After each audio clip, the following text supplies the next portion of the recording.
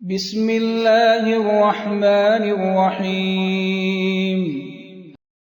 شروع اللہ کے نام سے جو بڑا مہربان نہایت رحم والا ہے۔ قل یا اہل الكتاب تعالوا الى کلمة سواء بیننا وبینکم ألا نعبد إلا الله ولا نشرك به شيئا ولا يتخذ بعضنا بعضا أربابا من دون الله فإن تولوا فقولوا اشهدوا بأننا مسلمون۔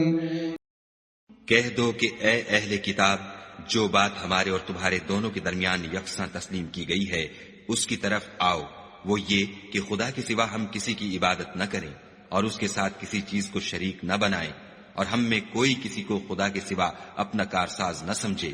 اگر یہ لوگ اس بات کو نہ مانیں تو ان سے کہہ دو کہ تم گواہ رہو کہ ہم خدا کے فرما بردار ہیں۔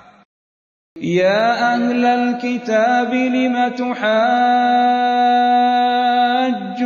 فی ابراہیم وما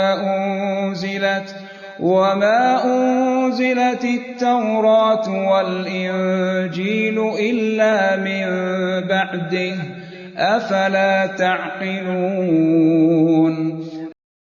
اے اہل کتاب، تم ابراہیم کے بارے میں کیوں جھگڑتے ہو، حالانکہ تورات اور انجیل ان کے بعد اتری ہیں اور وہ پہلے ہو چکے، تو کیا تم عقل نہیں رکھتے؟ ها أنتم هؤلاء حاججتم فيما لكم به علم فلم تحاجون فيما ليس لكم به علم والله يعلم وأنتم لا تعلمون۔ دیکھو، ایسی بات میں تو تم نے جھگڑا کیا ہی تھا جس کا تمہیں کچھ علم تھا بھی، مگر ایسی بات میں کیوں جھگڑتے ہو جس کا تم کو کچھ بھی علم نہیں، اور خدا جانتا ہے اور تم نہیں جانتے۔ ما كان إبراهيم يهوديا ولا نصرانيا ولكن كان حنيفا مسلما وما كان من المشركين۔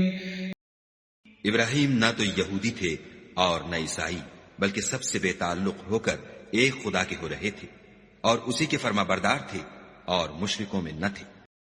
ان اولى الناس بابراهيم للذين اتبعوه وهذا النبي والذين آمنوا والله ولي المؤمنين۔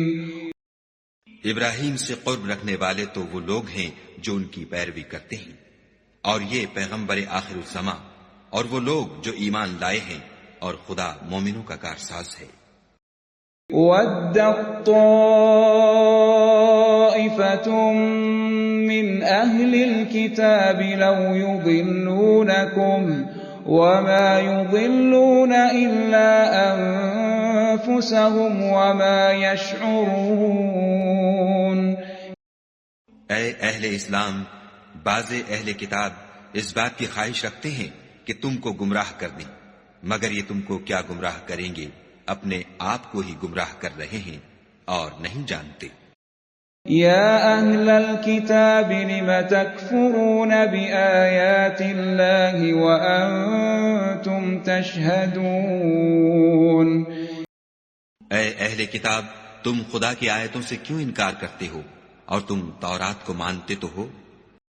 یا اہل الکتاب لم تلبسون الحق بالباطل وتکتمون الحق وانتم تعلمون۔ اے اہل کتاب، تم سچ کو جھوٹ کے ساتھ خلط ملط کیوں کرتے ہو اور حق کو کیوں چھپاتے ہو اور تم جانتے بھی ہو۔ ایک مسلمان کے لیے یہ بہت ضروری ہے کہ وہ صرف قرآن کی تلاوت ہی نہ کرے، بلکہ یہ بھی سمجھے کہ قرآن پاک کیا پیغام دیتا ہے۔ اگر آپ اس بابرکت سفر کا حصہ بننا چاہتے ہیں تو چینل کو سبسکرائب کیجیے اور اس پیغام کو دوسروں تک پہنچانے میں ہمارا ساتھ دیجیے۔ قرآن پاک کی مکمل تلاوت بما ترجمہ سننے کے لیے ہماری مکمل پلے لسٹ موجود ہے، جس کا لنک اوپر دیا گیا ہے۔ آپ وہاں سے شروع سے آخر تک آسانی سے سن سکتے ہیں۔ اگلا رکوع اگلی ویڈیو میں پیش کیا جائے گا۔